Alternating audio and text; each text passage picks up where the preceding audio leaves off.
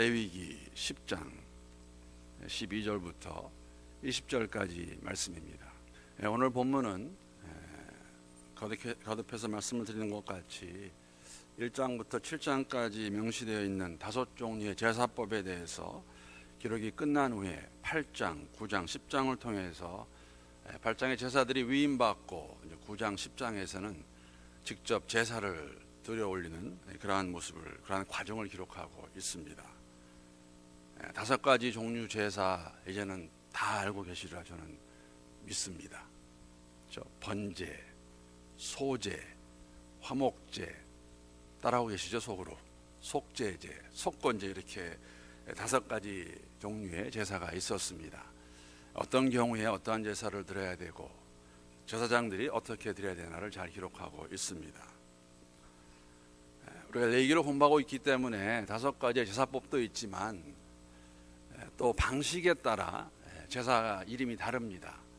오늘 본문 15절에도 나오는데 요제가 있습니다.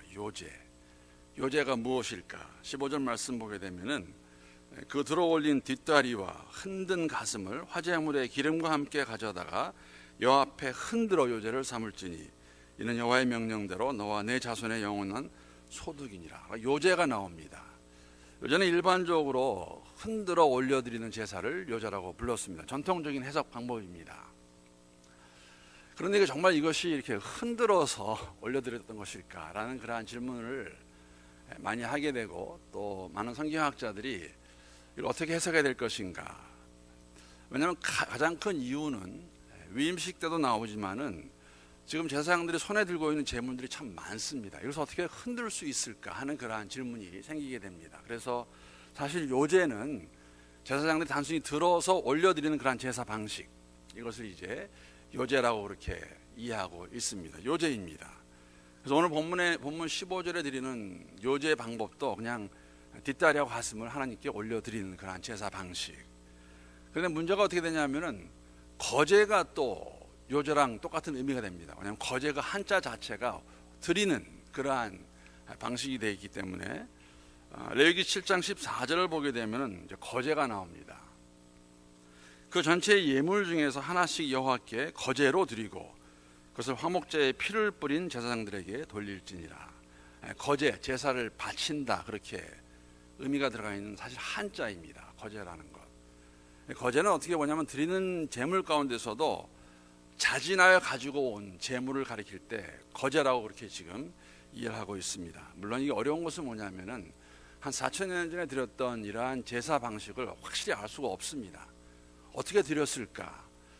또 다른 요제도 나오고 거제도 나오고 또 한 가지 우리가 많이 볼 수 있는 단어가 뭐냐면은 전제입니다. 전제라는 게 나옵니다.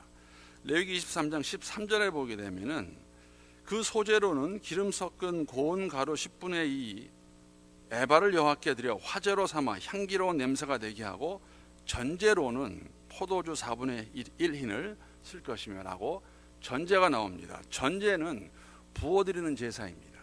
무엇을 부었을까? 주로 포도주를 부었지만은 또 다른 독주, 보리로 만든 맥주 같은 것을 기름 제단에다가 붓는 형식을 전제라고 말합니다. 부어드리는 제사입니다. 그런데 구체적으로 어떻게 드렸는지는 알 수가 없습니다. 전제가. 다만 성경을 보게 되면 특히 출애굽기 30장 9절 같은 말씀 보게 되면은 전제물은 전제로 드릴 때는 다른 제물 위에다가 부어드린 것으로 그렇게 저희가 이해하고 있습니다. 어찌됐든지 간에 이렇게 말씀을 드린 이유는 동일한 이유입니다. 우리 레위기를 보면서 5가지 제사의 종류, 지금은 드리지 않습니다.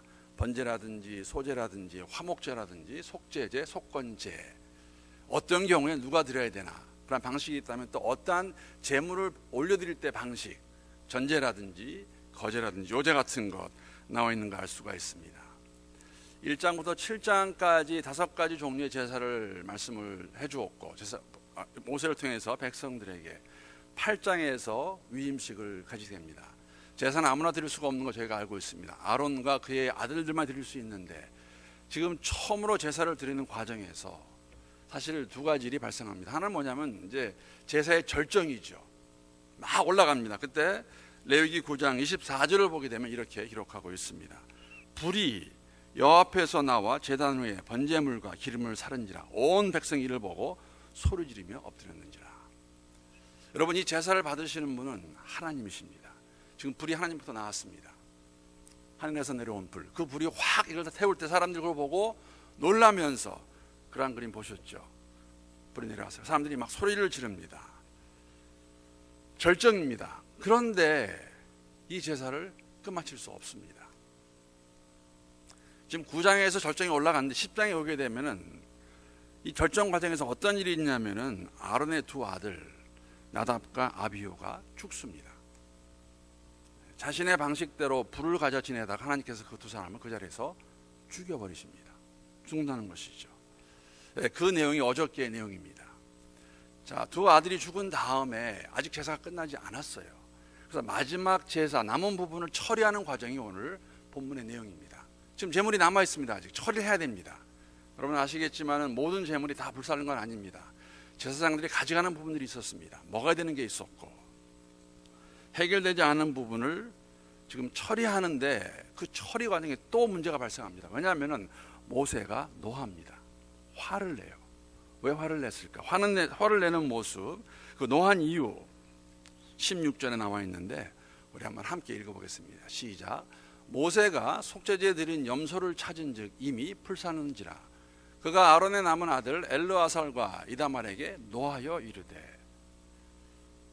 지금 아직까지 남아있는 지금 염소를 찾고 있는데 염소가 없어요.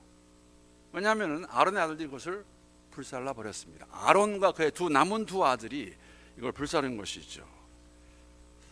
왜 염소를 태운 걸 가지고 불사른 걸 가지고 모세가 노했을까? 그 이유가 17절에 나옵니다. 17절 말씀. 이 속죄 제물은 지극히 거룩하거늘 너희가 어찌하여 거룩한 곳에서 먹지 아니하였느냐? 이는 너희로 회중의 죄를 담당하여 그들을 위하여 여호와 앞에 속죄하게 하려고 너희에게 주신 것이니라 라고 말하고 있습니다. 지금 남은 염소는 이걸 태워야 되는 것이 아니라 너희가 먹어야 되는데 왜 먹지 않고, 거룩한 곳에서 백성들을 위해서 먹지 않고 왜 태웠냐는 것이죠.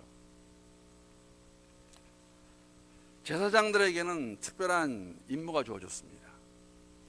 제물로 가져온 그것을 먹어야 되는 부분은 어떤 부분이냐면 그것을 먹음으로 이 백성들의 죄를 그들이 자신이 먹는 겁니다. 그런 상징적인 의미가 있는데 지금 이 염소를 먹어야 되는 건데 거룩한 곳에서 불살랐어요.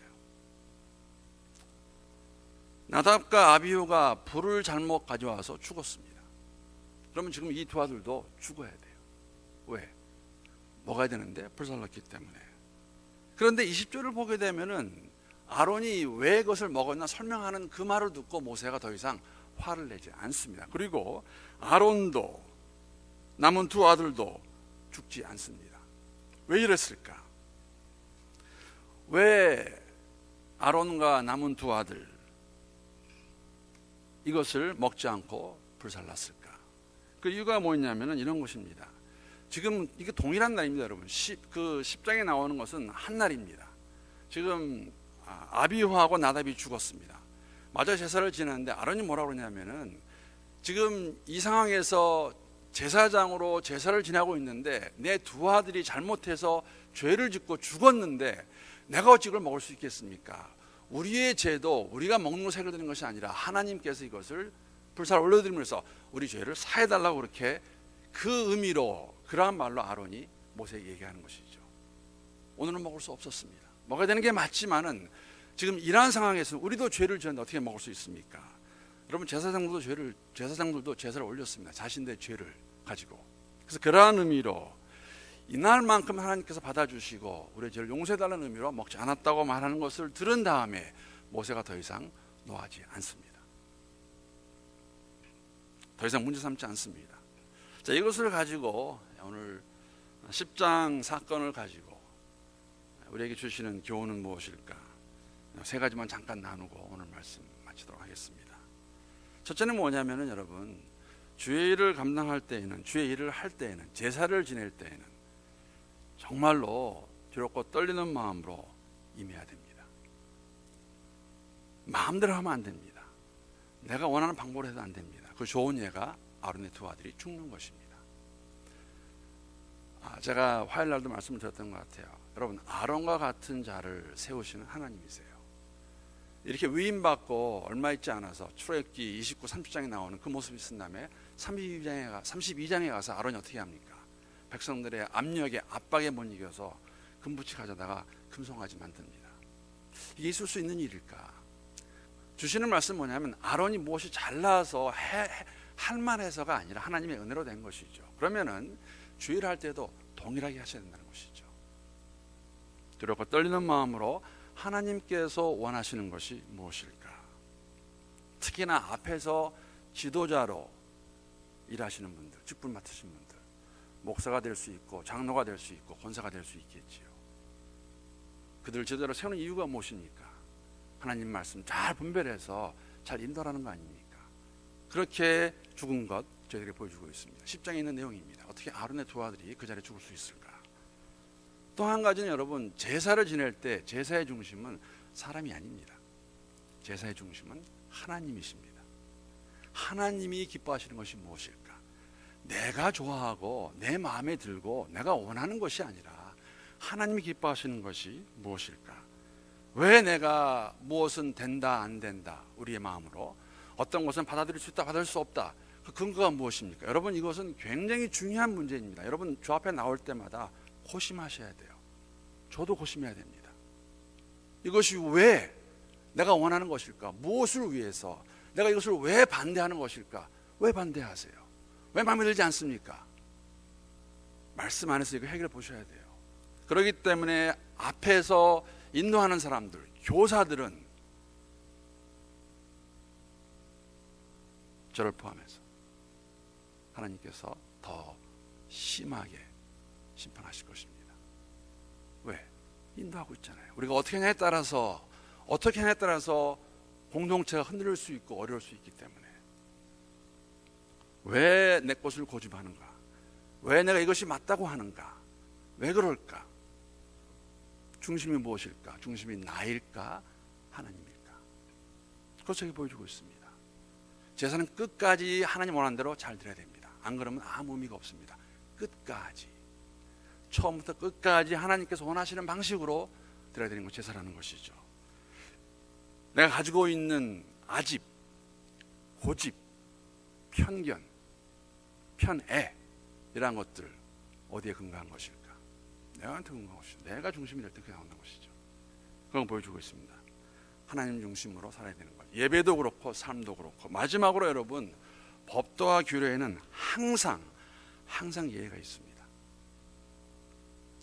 아비와 나답이 죽었습니다. 불을 잘못 가지고 와서. 그러면은 아론과 엘르아살과 이라말도 죽어야 됩니다. 먹어야 되는 것을 먹지 않고 불살랐기 때문에. 그런데 하나님 용서해 주십니다. 죽지 않습니다. 율법의 범죄에는 여러분 항상 예의가 있습니다. 그걸 사용하라는 것이 아니라 하나님 앞에서 필요하지만, 여러분, 법이 필요하지만, 율법이 필요하지만 율법을 주신 이유는 우리를 위해 주셨어요. 사람을 위해서.